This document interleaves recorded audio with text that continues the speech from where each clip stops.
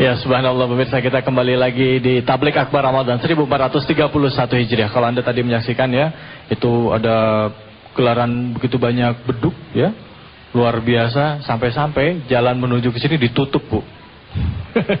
Luar biasa sekali, subhanallah. Nah, tadi di segmen sebelumnya pemirsa sempat disinggung juga ya mengenai perilaku orang fasik dan juga munafik. Tapi ada juga orang yang mengatakan begini loh.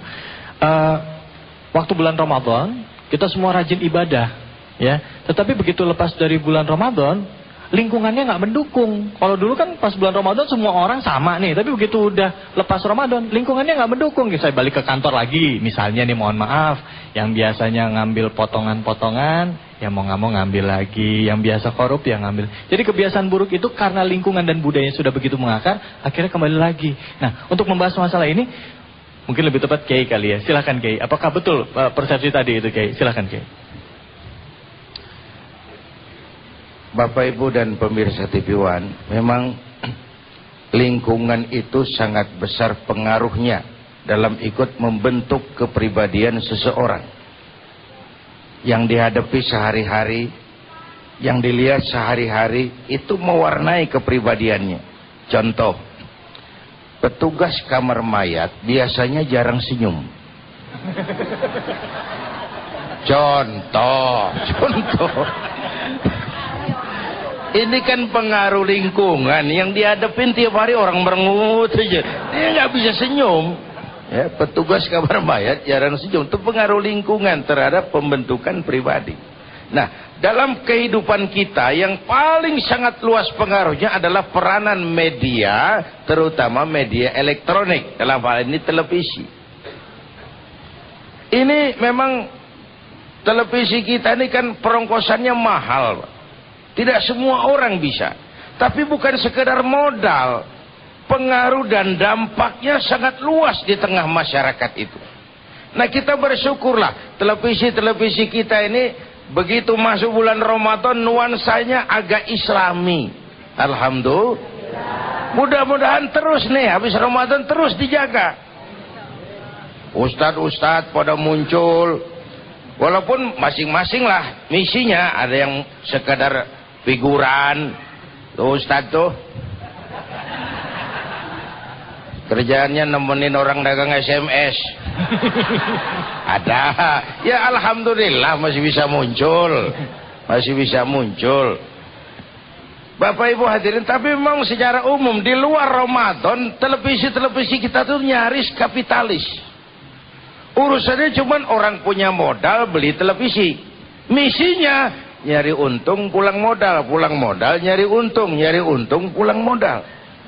Jangankan syiar Islam, menjaga kepribadian bangsa saja jarang yang mikir. Saya ada yang nawarin kemarin satu stasiun, Kiai masih berkenan nggak di televisi? Apa tuh? Pengantar buka Kiai, durasinya 7 menit, terus potong iklan 4 menit. Jadi saya ngomong 3 menit. Iya Kiai, yang lain aja dah. Loh kenapa Kiai?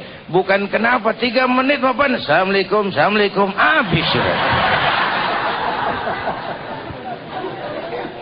Kalau sekarang nongol jual tampang udah lewat yang begitu.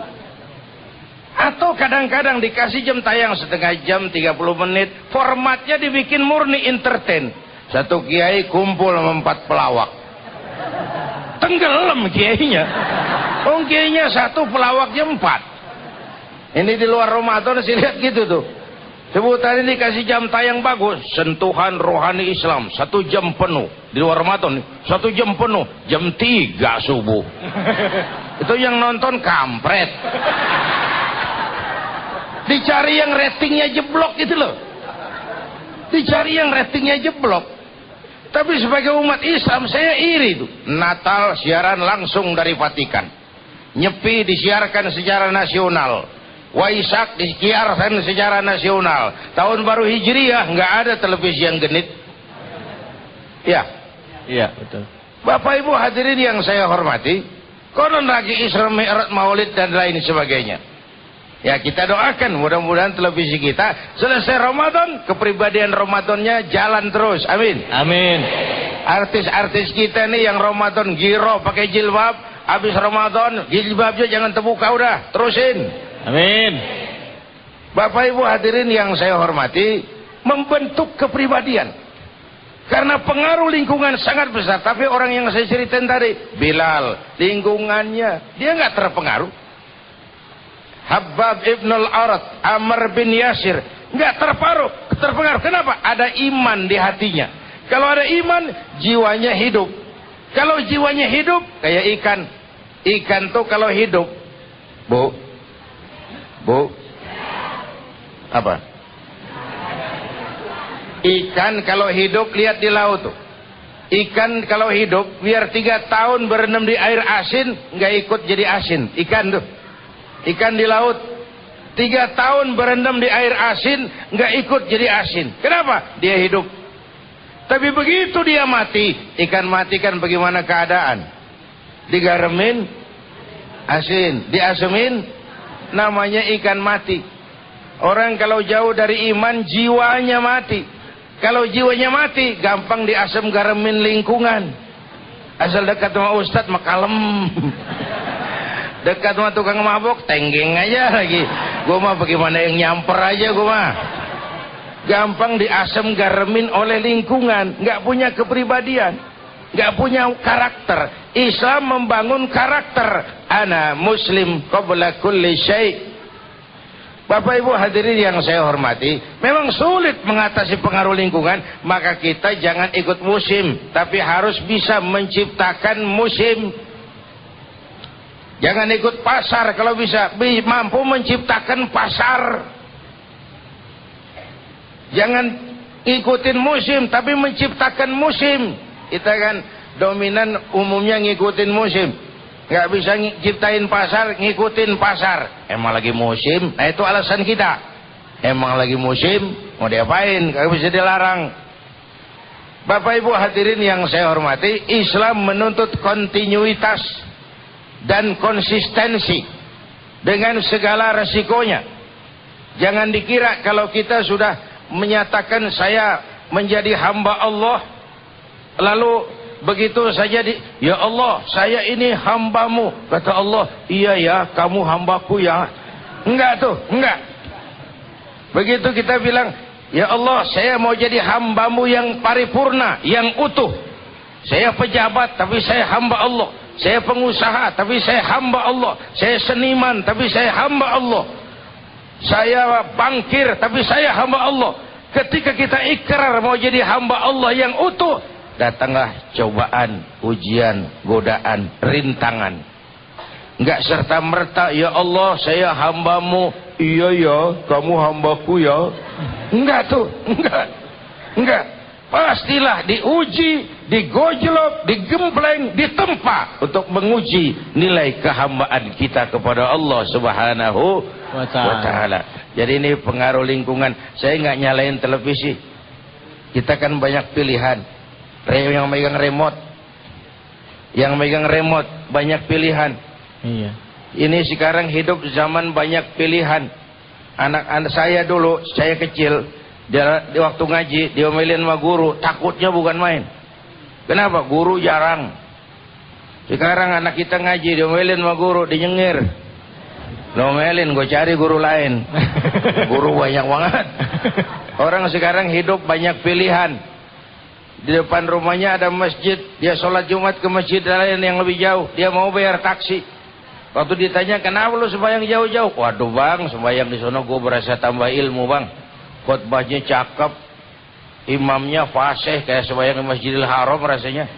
Ini di sini sembahyang khotbahnya bahasa Arab, khotibnya kagak ngerti, apalagi gua.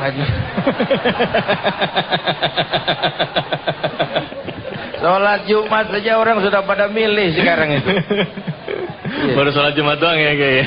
Kita akan lanjutkan lagi betapa besar pengaruh lingkungan ya. Tapi balik lagi tadi adalah keimanan kita. Nah, silakan kami berikan kesempatan kepada Anda pemirsa untuk bergabung bersama kami di nomor telepon 0213103567 untuk memberikan pertanyaan kepada Kiai Haji Zainuddin MZ. Sudah tergabung? Oke, baik. Halo, assalamualaikum. Assalamualaikum. Waalaikumsalam. Iya, siapa di mana ini Mas? Waalaikumsalam. Ya, Mas siapa ini Mas? Heru di Jakarta. Mas Heru di Jakarta. Puasa, Mas? Mas Ya, Heru? insya Allah. Insya Allah. Silakan pertanyaannya, Mas Heru. Iya. Mas David, kalau masalah pahala orang yang musliman gitu, kayak ikut-ikutan aja. Iya. Yang istilahnya kalau sholat tarawih itu cuma buat, ya sholat sih sholat, tapi sekalian ngeceng gitu, nyari cewek gitu, misalnya pahalanya gitu. Baik, itu ya, itu aja ya. Oke. Iya, Ya. itu aja Mas Heru. Mas Heru kayak gitu ya. Sholat tarawih sih ngecer kecengan. Sama aja sama gua. Bercanda. Ya, nanti akan dijawab oleh Keke. Gimana nih kalau orang-orang yang ibadah ini sebenarnya bukan cari ridho Allah, tetapi cari status dari orang manusia gitu ya, dari dapat penghargaan dari orang sekitar atau ada kepentingan-kepentingan lain. Ya, terima kasih Mas Heru. Jawabannya akan diberikan oleh Kiai Zainuddin MZ sesaat lagi. Sabar ya, tetaplah di Tabligh Akbar Ramadan 1431 Hijriah.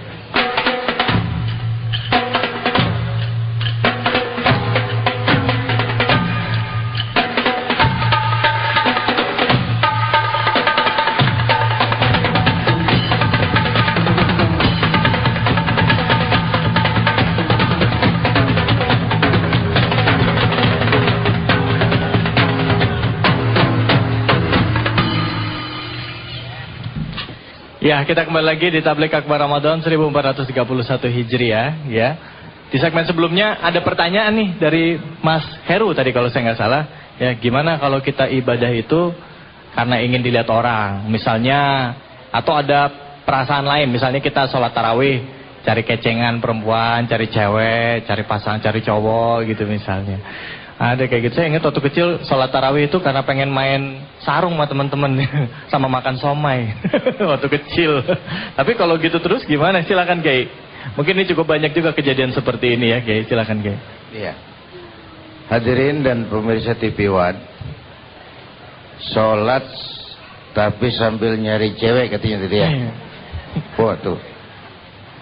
Dari sisi ekonomi itu namanya kreatif. Sambil nyilem nyari ikan, nyilem minum air mau kembung. Saudara-saudara, begini, idealnya semua ibadah dasarnya itu dua. Pertama, ibadah tidak boleh dikerjakan setengah hati, main-main atau coba-coba. Yang kedua, semua ibadah dasarnya harus lillahi ta'ala. Tapi itu kan ideal. Untuk sampai ke sana orang perlu proses. Anak kita, Bu, ada yang udah sadar memang kalau diperintah orang tua wajib dikerjain. Ada anak kita yang begitu. Ada yang mikir juga, baru mau lancar kalau disuruh beli rokok asal ada kembaliannya. Ada kan anak kita yang begitu, ada kembaliannya enggak, Pak? Kita di hadapan Allah juga begitu. Ada yang memang sudah takut neraka, kepengen surga. Ada, itu bagus. Ada yang udah enggak mikirin itu. Mau surga, mau neraka, soal nanti, yang penting Allah ridho, yang penting Allah terima cinta kita. Itu tingkatan yang untuk sampai ke sana perlu proses. Karena itu saudara Heru, nggak apa-apa kalau itu proses awal. Tapi jangan terus-terusan sampai tua begitu. Udah aki-aki terawih ke masjid masih nyari cewek.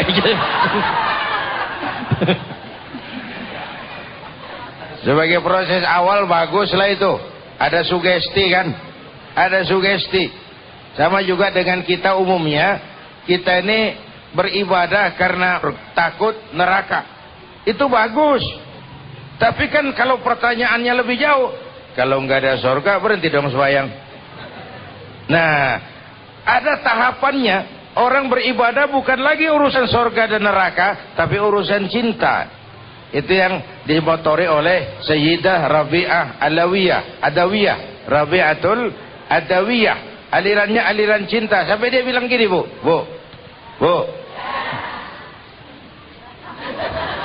Rabi'atul Adawiyah bilang begini, Tuhan, kalau saya menyembahmu karena mengharapkan surgamu, jauhkan saya dari itu. Kalau saya meninggalkan maksiat karena takut nerakamu, campakkan saya ke neraka itu. Tapi kalau saya ibadah kepadamu karena saya cinta kepadamu, maka terimalah cinta saya. Itu namanya orang beribadah karena cinta. Cinta Allah, mau surga mau neraka itu belakangan. Cinta dulu diterima enggak sama Allah. Sehingga Rabi'ah dalam sebaik syairnya bersenandung begini. Rabi'atul Adawiyah ini perempuan menjanda sampai meninggal karena mempertahankan ibadahnya kepada Allah. Katanya Rabi'ah ini dalam sebaik syairnya bilang begini, walaitaka tahlu wal hayatu mariratun, biarlah hidup ini pahit asal engkau tetap bersikap manis ya Allah. Walaitaka tardha wal anamu ghadibu, biar orang semua enggak demen asal engkau senang ya Allah. Idza kana minkal waddu fal kullu hayyin, kalau ada jalinan cinta kepadamu semua urusan gampang ya Allah. Wa kullu ma fawqa turabi turab, yang ada di atas tanah, tanah semua. Oh, kalau udah sampai ke ini, yang ada di atas tanah, tanah semua. Nih, tanah nih. Tanah lempung. Yang ada di atas tanah, tanah semua. Kekagumannya sudah pulang hanya kepada Allah Subhanahu wa ta'ala. Jadi itu jawaban atas pertanyaan Saudara Heru tadi. Baik. Nggak apa-apa kalau itu sebuah proses awal, cuma atasi terus sampai muncul sikap lillahi ta'ala. Iya. Oke. Kalau orang yang misalnya dia ibadah karena ada atasannya, misalnya dia di satu instansi kepala dinasnya ikut sholat, dia jadi aduh nggak enak nih sama atasan saya, dia ikutan sholat juga. Itu kan cukup banyak kayak gitu, Kiai. Itu gimana? Udah umur, udah sepuh ya. Silakan, Kiai. Iya, saya bilang tadi secara ideal memang nggak pantas beribadah karena ada atasan. Idealnya nggak boleh. Tapi kan tiap orang tahapannya nggak sama tuh. Terimalah itu sebagai sebuah proses awal. Ya.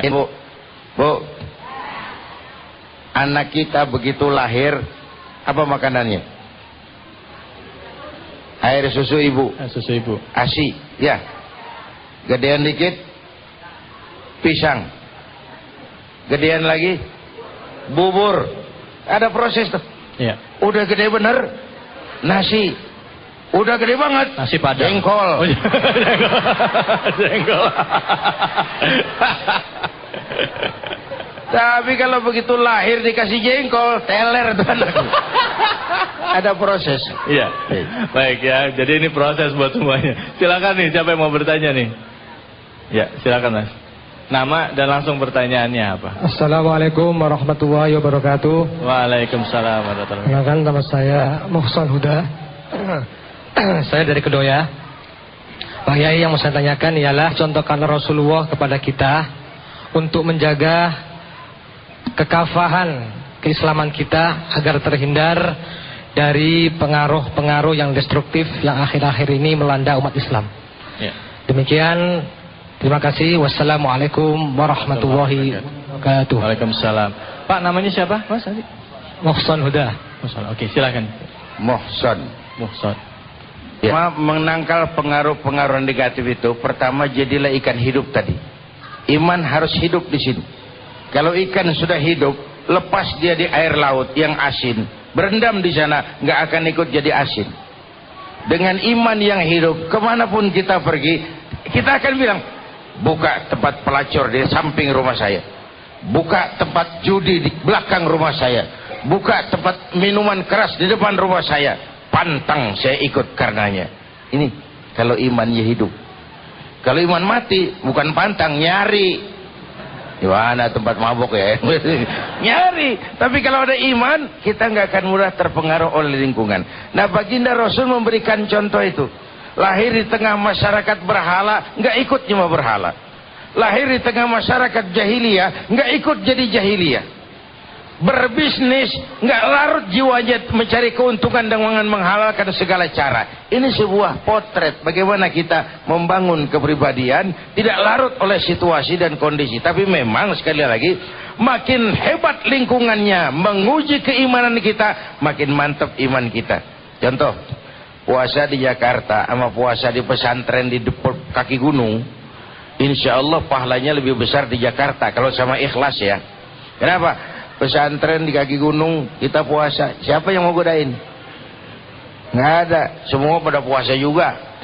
Di Jakarta puasa, warung saban pojokan buka, tulisan gede, hormati orang puasa, di bawah yang makan biasa. Nah, ini lingkungan sangat besar pengaruhnya. Jadi oleh karena itu, ya pejuang itu kan kelihatan kalau ketemu musuh. Kalau nggak ketemu musuh, semua orang bisa ngaku jadi pahlawan, bisa ngaku jadi pejuang. Tapi saat ketemu musuh, disitulah kelihatan nilai kejuangan kita, nilai kepahlawanan kita. So, iman baru kelihatan kadarnya kalau dia sudah berhadapan dengan ujian dan cobaan. Sekira itu. Baik, terima kasih banyak Kiai. Nanti kita akan lanjutkan lagi temanya, akan kita bahas. Dan buat Anda pemirsa, silakan yang menantikan kuis, sabar. Anda nanti bisa menghubungi kami dengan telepon 0213103567. Merupakan kuis persembahan dari Wali Topohan. Jangan kemana-mana, tetaplah di Tablik Akbar Ramadan 1431 Hijriah.